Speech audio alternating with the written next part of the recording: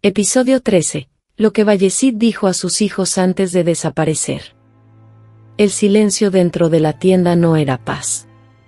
Era cálculo. Afuera, un ejército entero respiraba como una bestia cansada, cascos golpeando la tierra seca, cuero crujiendo, hombres escupiendo polvo. Y entre todo eso, el sonido más pequeño, el más indecente, era el que más dominaba, el clic metálico de unas cadenas, rítmico, paciente, como si alguien rezara con hierro. Adentro, una sola lámpara de aceite. La flama temblaba cada vez que el viento empujaba la lona. Olía a grasa rancia, a sudor viejo, a miedo tragado. Bayezid estaba sentado bajo, las muñecas marcadas, los hombros todavía anchos, todavía peligrosos. No suplicaba. No gritaba. No hacía el teatro que los vencedores esperan de los vencidos. Miraba un objeto ridículo en su mano. Una llave pequeña. De hierro. La clase de llave que uno usaría para una despensa. Para un baúl de ropa. Para algo sin historia. Y, sin embargo, ahí estaba, pesando más que una corona. Frente a él, dos jóvenes que eran sus hijos, y que, en ese instante, parecían cualquier cosa menos príncipes. Olían a caballo, a sangre reseca, a noche sin dormir. Uno intentaba sostener la mirada. El otro no dejaba de voltear a la entrada, como si esperara que alguien arrancara el mundo de un jalón. Bayezid no miró a la entrada. Los miró a ellos. Y habló bajo, como si temiera que la llave lo escuchara. Escuchen, dijo. Esto es lo que te enseña a conquistar, cuando ya es demasiado tarde. El mayor inclinó el cuerpo hacia adelante, casi con hambre. El menor apretó la mandíbula para no temblar. Bayezid giró la llave entre los dedos, despacio. El hierro raspó su piel. Un sonido mínimo, que en esa tienda sonó como una sentencia. Me van a odiar por esto, susurró. Pero van a odiarse entre ustedes, mucho más. Afuera, las cadenas sonaron otra vez. Más cerca. La flama se inclinó. Bayezid tomó la mano del hijo mayor y dejó la llave en su palma. Luego cerró esos dedos con fuerza. Hasta que los nudillos se pusieron blancos. Esto no es para un tesoro, dijo. Es para lo que los hombres esconden, cuando les da vergüenza. El hijo mayor tragó saliva. Padre, ¿nos vamos a ir? Bayezid casi sonrió, pero no fue sonrisa. Fue algo áspero. Un gesto de alguien que entiende que la piedad también puede ser una forma de violencia. Yo me voy a ir, respondió. Ustedes se van a quedar, en un lugar que va a fingir que nunca existí. Hubo un segundo en que el aire se volvió más pesado. Como si el mundo supiera lo que venía y se negara a respirar. Y cuando les digan que desaparecí, recuerden esto, continuó, un hombre no desaparece. A un hombre lo borran. Calló un instante. No para darles un respiro, sino para que esa idea entrara hasta el fondo. Luego se inclinó. La voz se le volvió filo. Ahora díganme, ¿cuál de ustedes está dispuesto a ser borrado, para que el otro viva? Nadie contestó. Porque el silencio era más seguro que la verdad. Pero la pregunta ya estaba adentro. Y no iba a salir jamás. Y aquí está lo que van a entender cuando termine esta historia. Bayezid no solo perdió una batalla. Dejó una frase, un veneno lento, dentro de sus hijos. Y esa frase fue una mecha. Una mecha que ardió durante 11 años, hasta que casi incendia por completo a la dinastía otomana. Lo que te cuentan normalmente es limpio. Hasta elegante.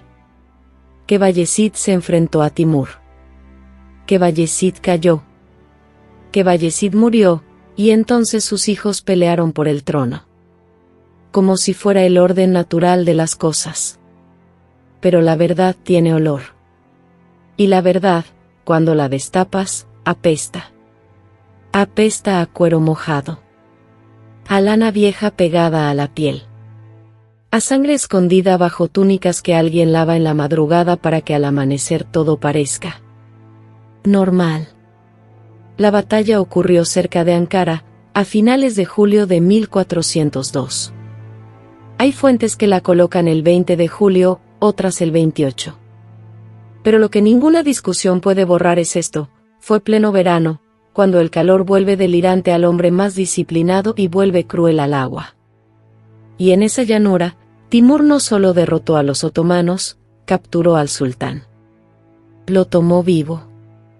Para una dinastía, que tu gobernante muera en guerra es tragedia. Que lo capturen, es humillación. Es un mensaje. Y el mensaje viaja más lejos que cualquier flecha. Desde ese momento, el imperio no se rompió de golpe. Se quebró, y luego siguió quebrándose. Como un plato al que le cae una primera grieta y, a partir de ahí, cualquier vibración lo deshace. Ese periodo de fractura se conocería después como el Interregno Otomano, del 1402 al 1413. Casi 11 años en los que el Estado no tuvo una sola voz, sino varias gargantas peleándose el mismo aire. Edirne, Bursa, Amasya, Rumelia, Anatolia, y entre todo eso, pueblos enteros aprendiendo a sobrevivir sin saber qué bandera iban a jurar mañana. Los hermanos de Bayezid se convirtieron en rivales, y las mujeres, los esclavos, los prisioneros, la gente que no aparece en estatuas, se convirtieron en moneda. Ahora, hay una pregunta que abre esta historia como si fuera una puerta prohibida. Si Bayezid presentía que podía ser tomado, ¿qué le diría a sus hijos antes de desaparecer? Y más importante, ¿por qué eso sacudiría a la dinastía para siempre? Porque la noche anterior al desastre, el campamento otomano no parecía un ejército. Parecía una ciudad hecha de tela y agotamiento. Se oía antes de verse, estacas clavándose en la tierra, piedras afilando metal, el carraspeo animal de caballos que no han bebido suficiente. El aire sabía a polvo, polvo que alguna vez fue camino y que ahora era una tormenta lenta en la garganta. En un rincón, los cocineros servían carne hasta que olía a hierro. En otro, prisioneros cavaban letrinas con una docilidad que solo existe cuando tienes miedo de que te maten por tardarte. Y en el centro, donde las lámparas duraban más, la tienda de Bayezid se sentía menos como comando y más como juicio. No porque alguien lo estuviera juzgando, sino porque él estaba juzgando a sus propios hijos. No por valentía. No por lealtad, sino por lo que serían, cuando el imperio dejara de temerle a su padre. No dio discursos. No narró sus glorias. No se recargó en la leyenda del rayo. Dijo una sola frase, despacio, como si la eligiera entre dientes. Después de mañana, no confíen en ninguna sonrisa que llegue demasiado rápido. Un sirviente entró con un cuenco de agua. Era una muchacha. Se llamaba Merim. Tenía 16 años. Venía de una aldea tan pequeña que no aparece en mapas que importen.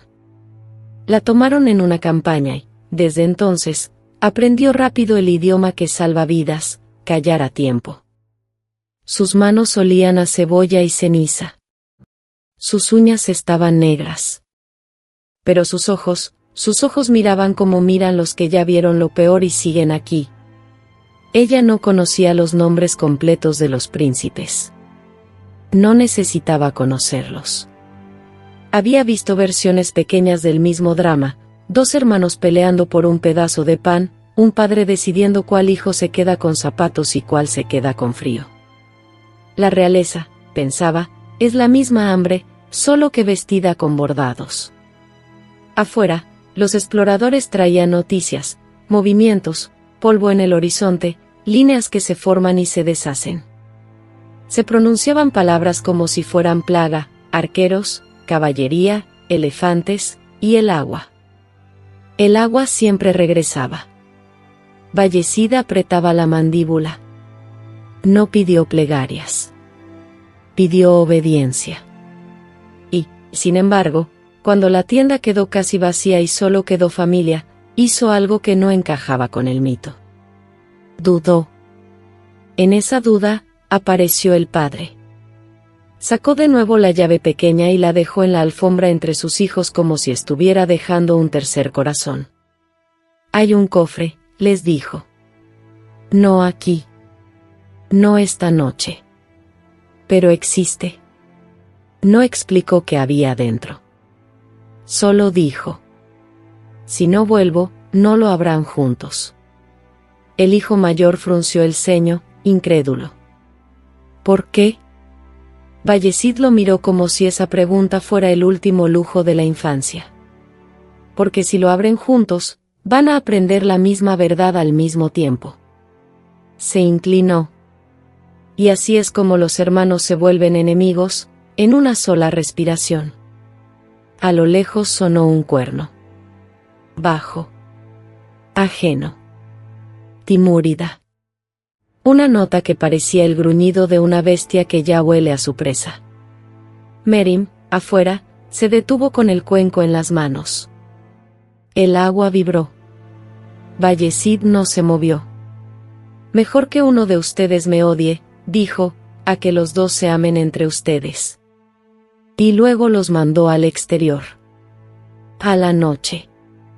A caminar como hombres que ya cargaban un peso invisible en la espalda. Merim los vio salir y sintió, sin palabras, algo helado. Esa llave no era para un cofre. Era para un futuro. Y ese futuro ya traía sangre. La mañana siguiente amaneció como un castigo. El suelo estaba cuarteado. El aire era una cuchillada caliente. Los caballos espumaban antes de que volara la primera flecha. El metal de los cascos y las armaduras se volvió horno. Y entonces llegó el peor sonido. No fueron los gritos. No fue el choque de acero. Fue la sequedad. Bocas secas. Lenguas pegadas al paladar. Porque Timur, y esto lo cuentan varias versiones de la batalla, no solo peleó con flechas y caballería.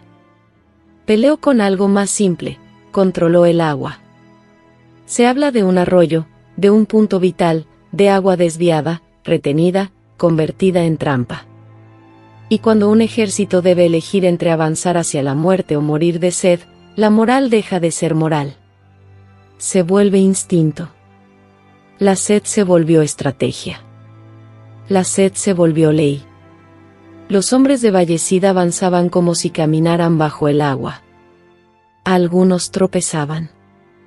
Otros se quedaban en silencio, con los ojos abiertos, como si ya estuvieran muertos pero todavía no se les hubiera notificado. Y enfrente, el orden frío. Timur sostuvo la línea.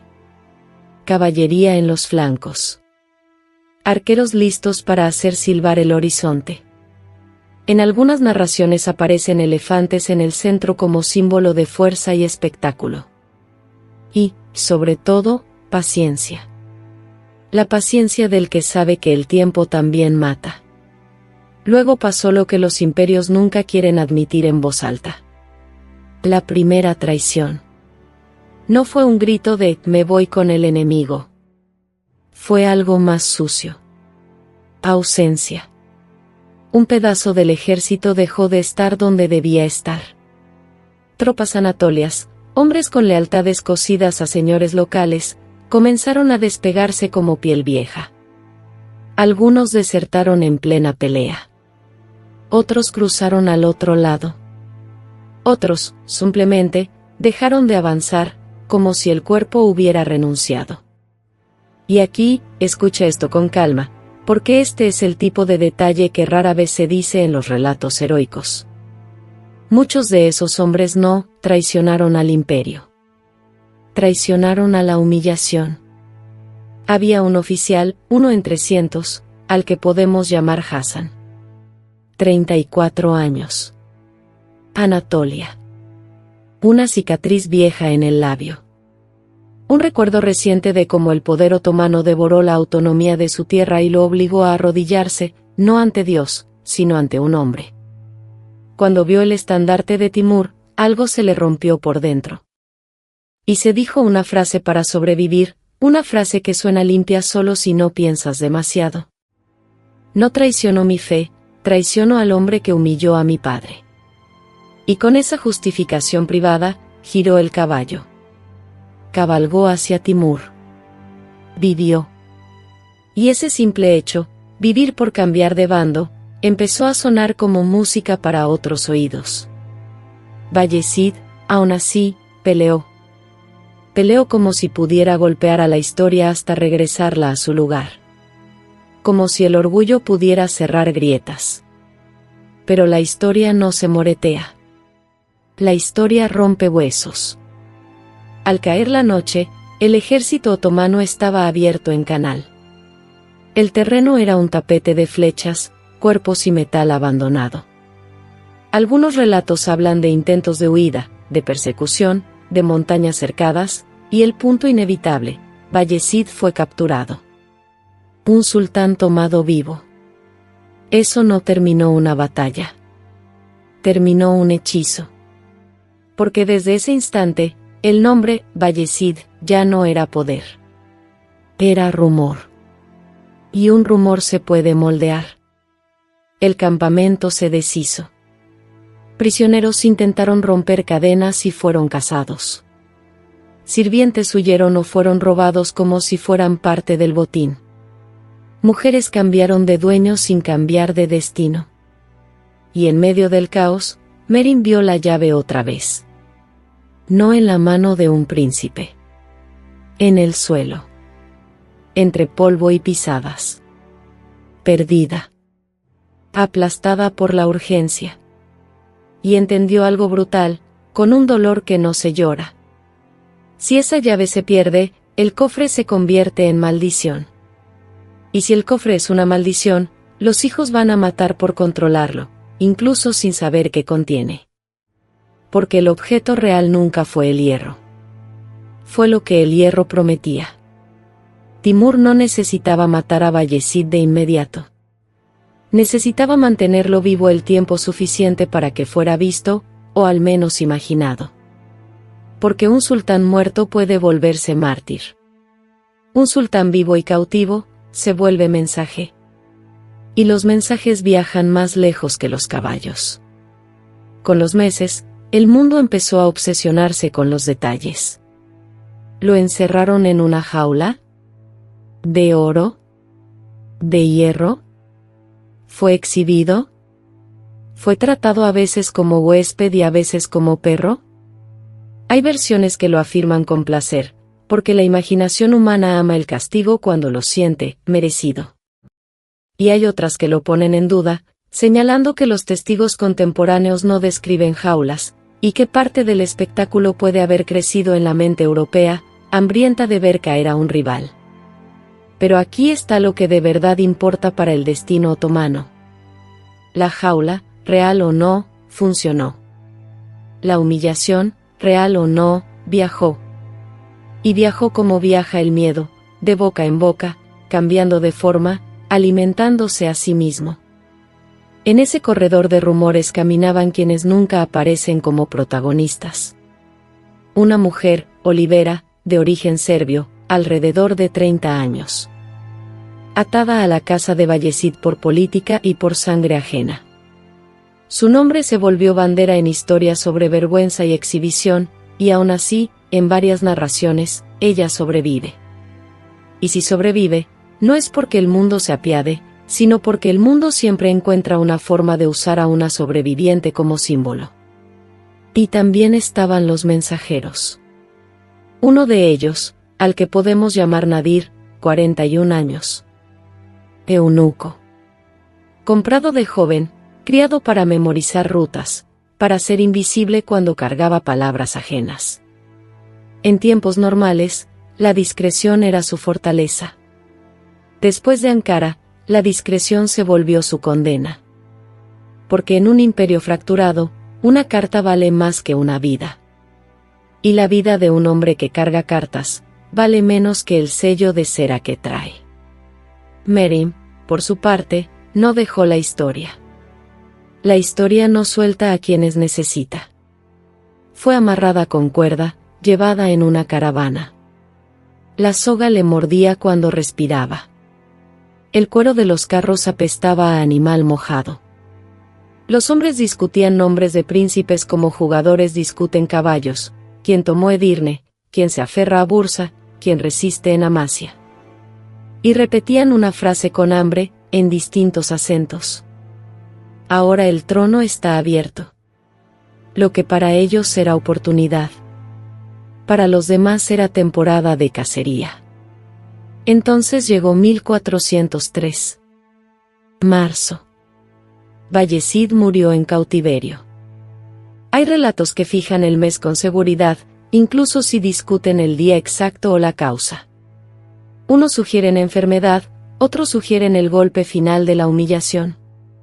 Lo importante, para el mundo otomano, no fue el diagnóstico. Fue el eco. Porque la noticia no viaja como verdad. Viaja como versión. Un hermano escuchó, murió como un hombre roto. Otro escuchó, murió sin inclinar la cabeza. Otro escuchó una palabra que cambia el destino de un continente. Dejó órdenes. Y cuando la palabra órdenes aparece, el aire se enciende. Cada hijo empezó a construir su propio aparato de legitimidad, leales, jueces, imanes que bendicen una causa, soldados que la hacen real, con sangre. Y ahí el interregno dejó de ser un periodo político. Se volvió un hambre con uniforme. Bursa sintió el peso de esa hambre.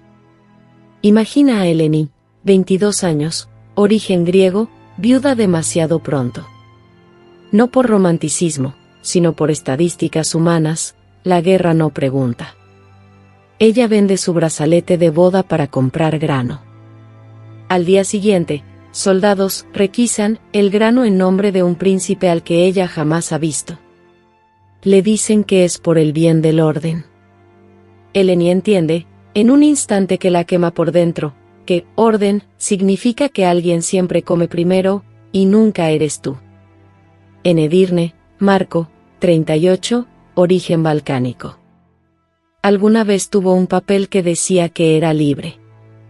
En tiempos de fractura, el papel es un chiste. Lo presionan para cargar piedra, para reforzar muros, para levantar defensas que cambiarán de dueño de todos modos. Él escucha a los soldados discutir cuál hermano es el legítimo, como si la legitimidad alimentara hijos, como si la legitimidad curara fiebre. Y así, la población aprende una lección que no aparece en crónicas gloriosas. Cuando los príncipes pelean, los civiles no eligen bandos. Eligen sobrevivir. La guerra se vuelve estructural. Ya no es un evento. Es la forma del mundo. Y en medio de esa forma, empieza a circular una idea más peligrosa que cualquier espada. Que Bayezid dejó palabras capaces de detener la guerra, y que esas palabras fueron escondidas. Porque aquí viene lo que cambia el color de toda esta historia.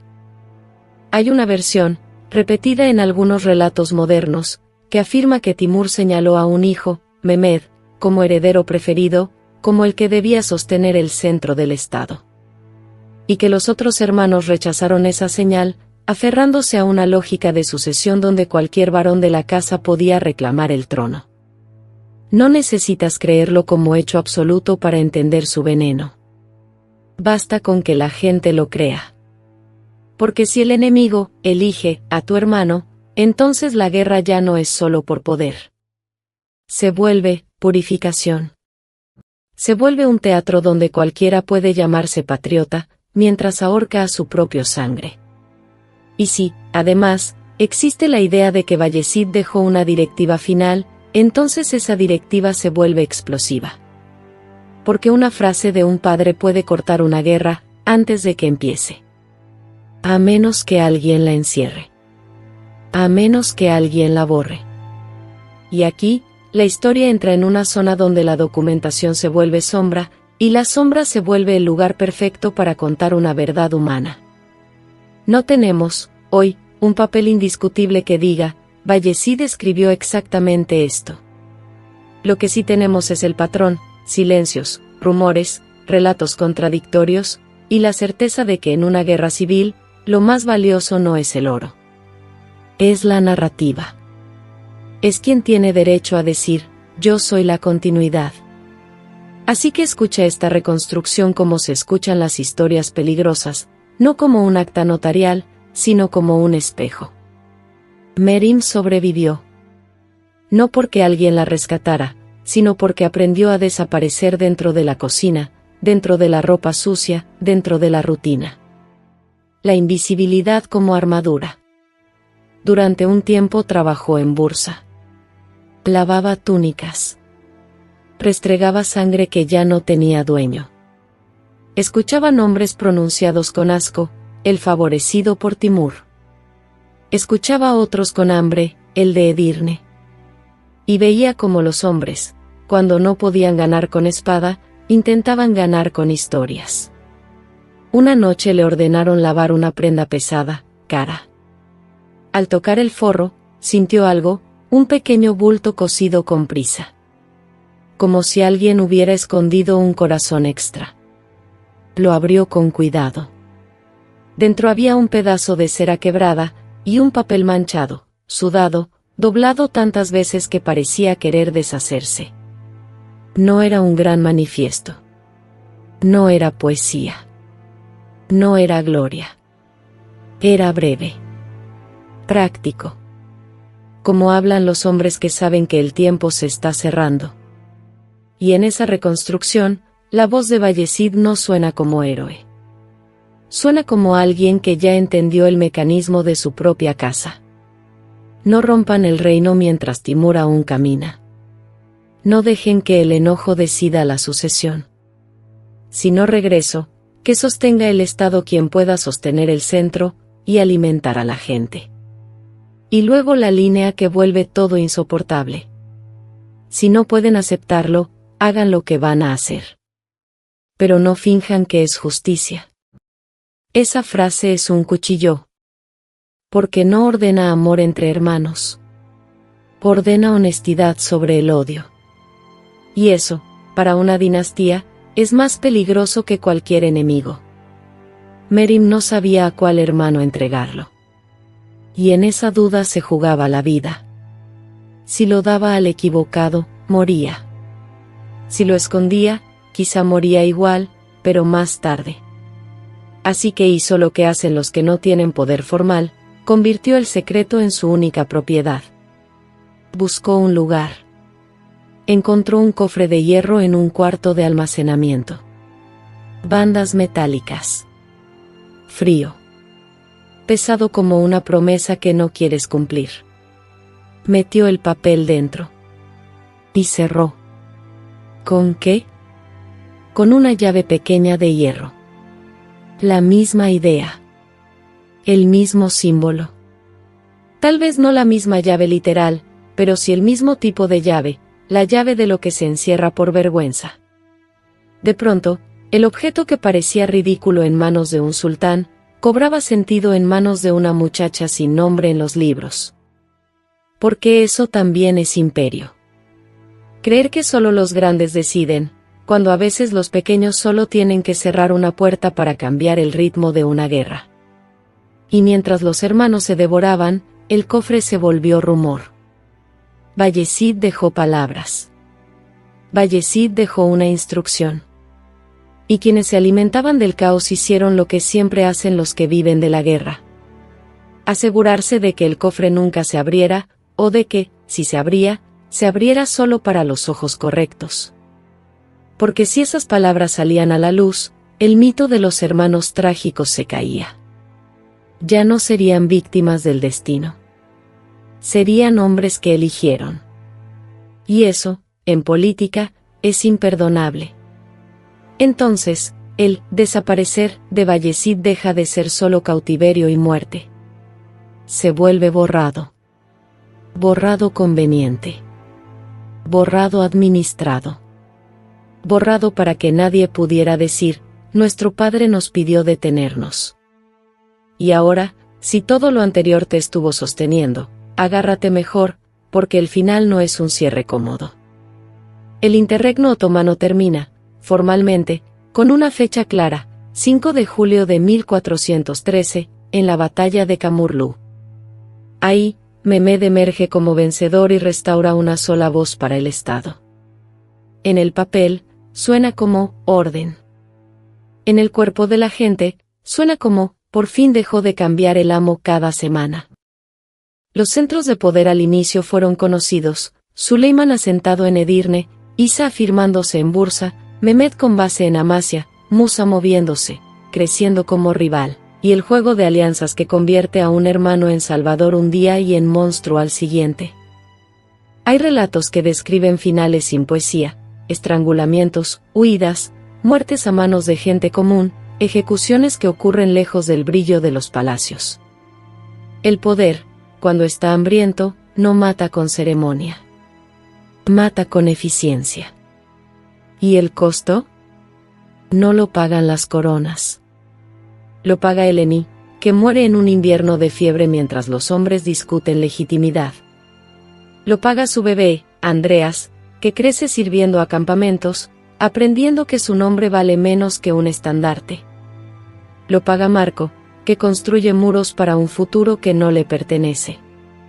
Lo paga Sera, 24 años, Anatolia, pasando de protección en protección, es decir, de dueño en dueño, hasta entender que sobrevivir no es ganar, es escoger cuál mentira repetir para no morir.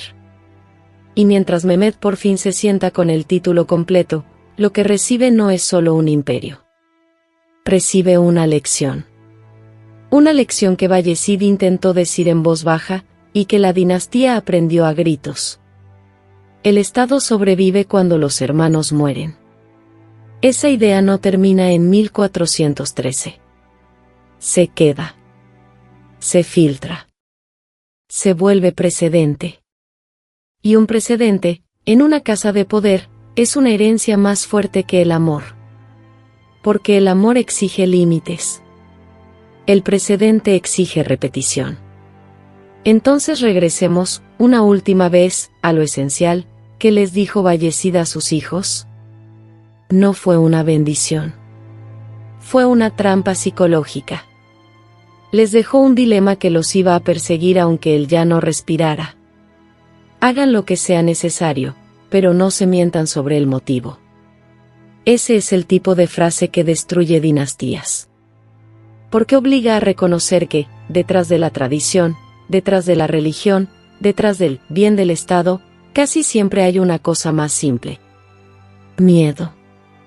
Hambre. Y la voluntad de tomar. Y si te preguntas por qué esta historia se siente tan íntima, tan peligrosa, es porque no es solo una historia de guerra. Es una historia de familia. De un padre que entiende que sus hijos, para sobrevivir, van a convertirse en algo que él mismo sembró. Y de un imperio que, al sobrevivir, se volvió más frío. Porque sí, los otomanos se recuperaron después del golpe de Ankara. Con el tiempo, volvieron a subir. Volvieron a extenderse. El mundo los volvió a temer. Pero recuperarse no significa ser inocente. Recuperarse significa adaptarse. Y a veces adaptarse significa aprender a borrar gente más rápido. Aquí quiero dejarte con una pregunta, no para darte cierre, sino para dejarte inquieto, ¿cómo debe terminar una historia verdadera? Cuando la única forma de salvar a tus hijos es destruir a los de alguien más, ¿cuánto cuesta sobrevivir? ¿Y si un padre le entrega a sus hijos una llave, sabiendo que puede volverlos enemigos? ¿Estaba intentando salvar al Estado? ¿O estaba demostrando que ese Estado nunca iba a salvarse sin sangre? Si quieres seguir dentro de este universo oscuro, donde las decisiones necesarias se vuelven ley, quédate. Suscríbete. Porque esta historia no termina con Bayezid. Lo único que hizo fue enseñar a la dinastía algo que no se enseña con palabras, sino con cadáveres.